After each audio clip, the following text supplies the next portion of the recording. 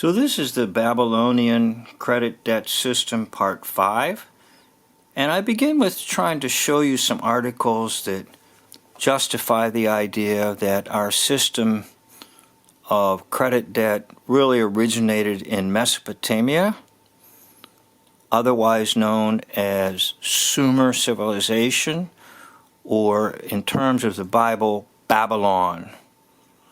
So here's an article that tells us about debt cancellation existing in Mesopotamia about 3000 BC.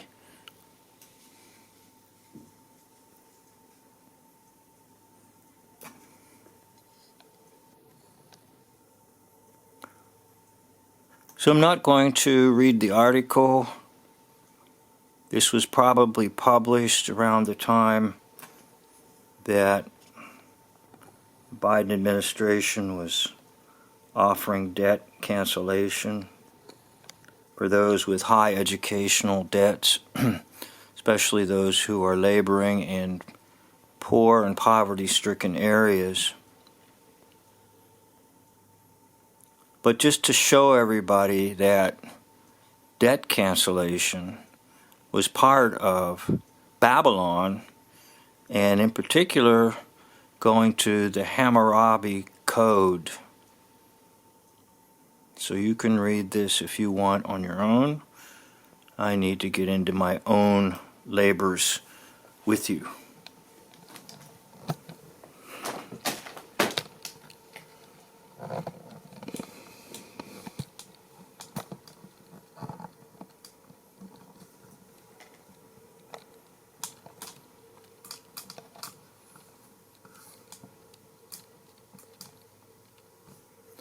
So this is part number 5 in the series, and I'd like to begin with, why am I doing this series?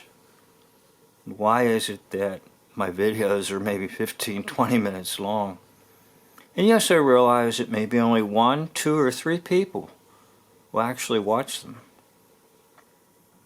So I'm not about trying to make delightful videos that make everybody smile. There's chuckles on them. They have high numbers of views. That's the kind of stuff that keeps you from learning biblical truth. So we're going to start out with what's called the first kingdom in the 4 kingdoms in Daniel, the kingdom of Babylon. So it will flourish for a couple thousand years, possibly, but in 539 BC, Cyrus the Great will conquer Babylon, and then Persia will dominate. Now what I'm trying to show in this chart is that the end times begin at Pentecost, when Joel announces that these are the end times. But the question is, how far along are we in the end times? Are we at the end of the end times? That's more the appropriate question.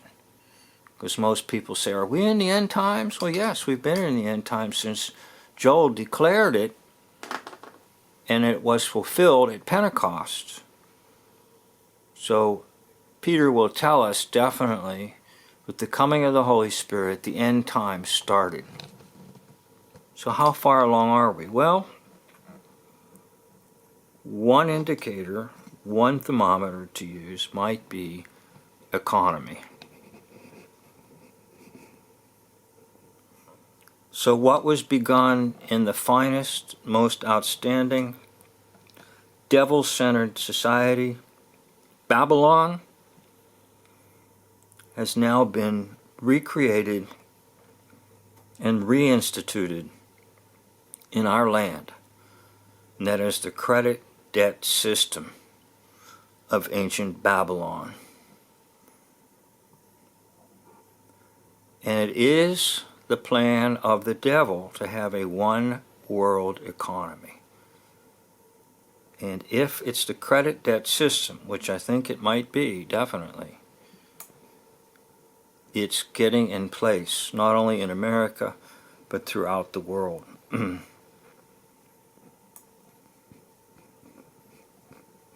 So if your credit card is accepted, you can go to other countries and use it. Now the plan, of course, ultimately is the one world order of one economy for everybody, one religion for everybody, and one government for everybody. Now I would say that the progress is almost complete here. Not quite yet complete, but pretty close to here. But this is the one that's going to really, really stump the devil, because of people like me and people like you that will not give in to a false religion. Now the back of the US dollar will show you that indeed the Federal Reserve notes appear to be part of this new world order, and I'll show you that.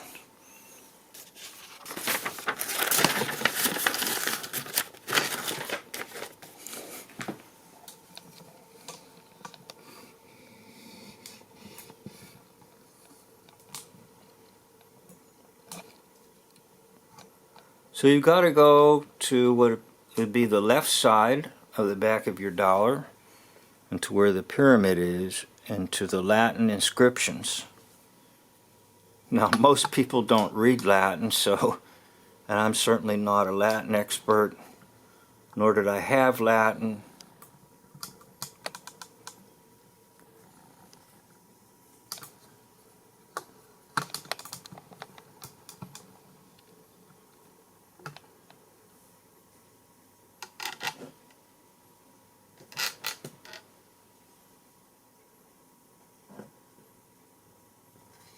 So I'm hoping that this comes out clearly on my video, as I'm never too sure how things are going to turn out in the final production of things.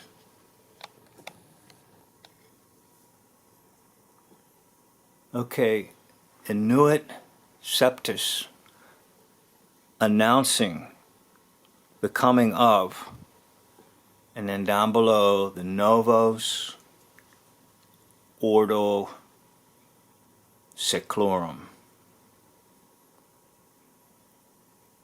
The new Novos Order, Ordos Seclorum, from which we get the word secularism or age.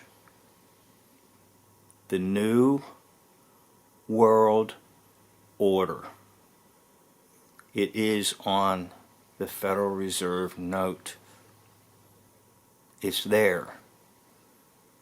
Now, it's nothing to freak you out. And many people will probably say, I don't want to watch this series anymore, or this channel. And that's okay. It appears my views are declining.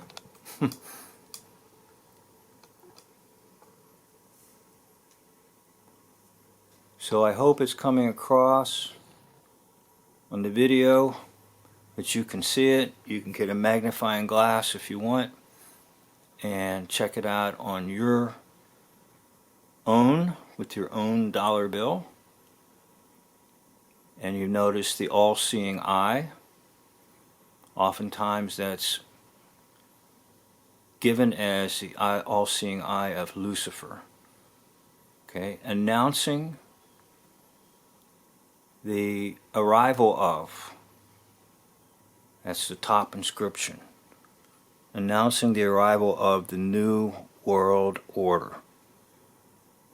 Now that has to do with, there's only two orders, the order of this age and the order of the age to come. The order of this age, this seclorum, and the order of the age or seclorum to come. Now you understand that the age to come belongs to the coming of Jesus Christ. In other words, when He comes, He will set up everything the way he wants it for his kingdom. So who owns the New World Order? Who owns the Novus Ordo Seclorum? The devil or Jesus? You might be saying, this is getting too weird for me. I need to go to another channel where I can get some laughs and smiles and watch some puppy dogs and kitty cats. Or comedy shows. Incidentally, there was a book written by a professor called Entertaining Ourselves to Death. Oh no, Amusing Ourselves to Death. So we amuse ourselves so that we don't face things like what I'm trying to show you, because people would much rather just laugh and chuckle and fritter away their time. That's why I make videos. I don't want to fritter away my time, the time I have left on earth, before I depart for the Father's house. So the Federal Reserve notes have replaced coins with intrinsic value, gold or silver, and they have replaced U.S. Treasury notes. Now there's a difference, and you don't see any U.S. Treasury notes anymore.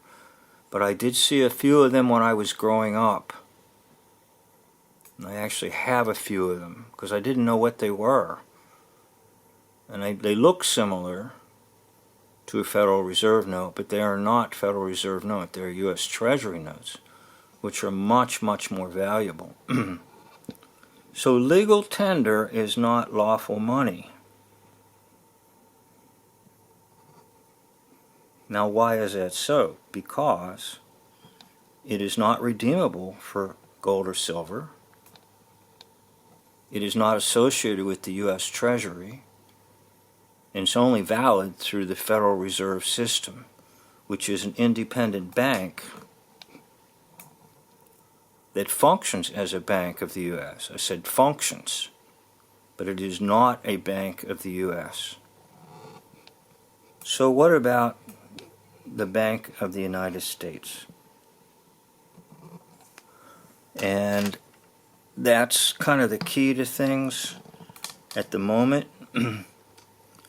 The history of the Bank of the United States.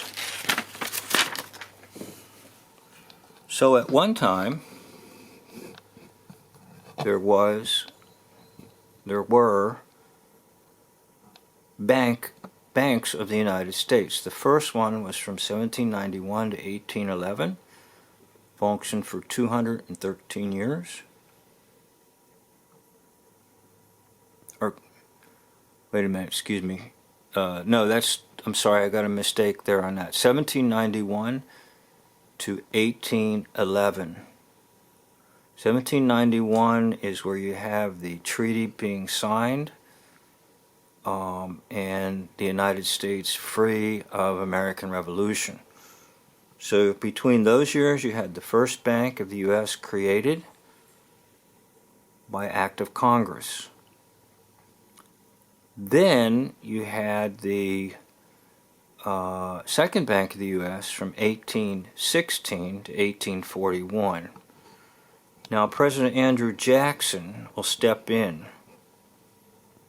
and he will say no more national central banks.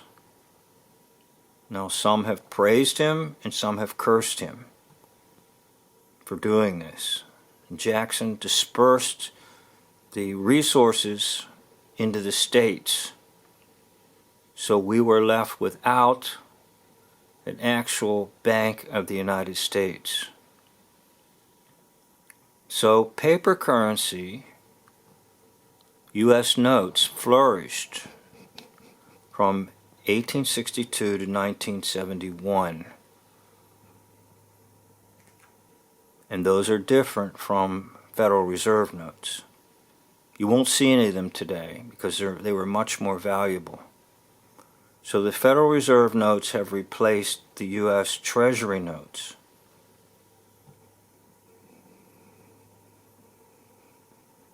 Notice there's a U.S. Treasury but not a U.S. bank. So that means everything has declined. Once again, it's a downhill slide. And I tried to show this in my little diagram here. I don't know that this will come across too well with everyone, but I'll try my best. So you have gold coins, which are the strongest, most strongest. Then the next strongest would be silver coins. Treasury notes are weak, but they have some strength to them. Now, Federal Reserve notes are very weak. Now, what's even weaker is credit and debt.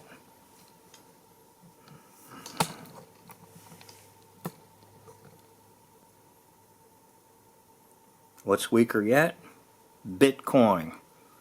It's not even legal tender, which means nobody really has to honor it. At least with legal tender, supposedly, everyone has to honor it. Now, what I mean by that is supposedly. What's going to happen to the store that says, I don't want your Federal Reserve notes?